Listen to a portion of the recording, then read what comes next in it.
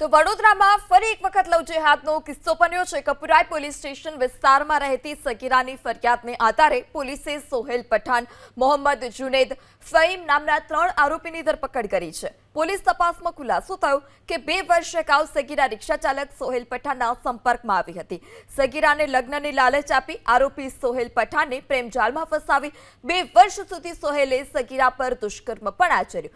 જોકે પુખ્ત વયની થતા સગીરાએ સોહેલને લગ્ન કરવા માટે કહ્યું હતું। પીડિતાએ લગ્ન કરવાનું કહેતા જ આરોપી સોહેલ તેને ધર્મ પરિવર્તન કરવા માટે દબાણ કરવા લાગ્યો। પીડિતાને કોઈની સાથે વાતચીત પણ તે નહોતો કરવા દેતો, જેથી પીડિતા પોતાની માતાને ત્યાં જતી રહી હતી। જોકે બાદમાં પણ આરોપી સોહેલ પોતાના મિત્ર મોહમ્મદ જુનેદ અને ફહીમ સાથે મળી તેને ધમકાવતો હતો, જેનાથી કંટાળી પીડિતાએ કપુરાઈ પોલીસ સ્ટેશનમાં ફરિયાદ નોંધાવી। 19 વર્ષની એક દીકરી હતી, જેના કહેવા મુજબ આજથી 2 વર્ષ પહેલાં તેઓ જ્યારે રિક્ષામાં જઈ રહ્યા હતા ત્યારે તેમની પાસે કો પેસેન્જર જે હતા એમની પાસે એમને ફોન નંબરની અદલાબદલી થઈ અને ત્યાર પછી તેઓ પોતાની સાથે રહેવા માટે લઈ ગયા। તો જે છોકરી છે તે 2 વર્ષથી એ આરોપીના ઘરે રહેતી હતી અને આરોપી એના પર વારંવાર દુષ્કર્મ કરતો હતો અને તેને ત્રાસ આપતો હતો।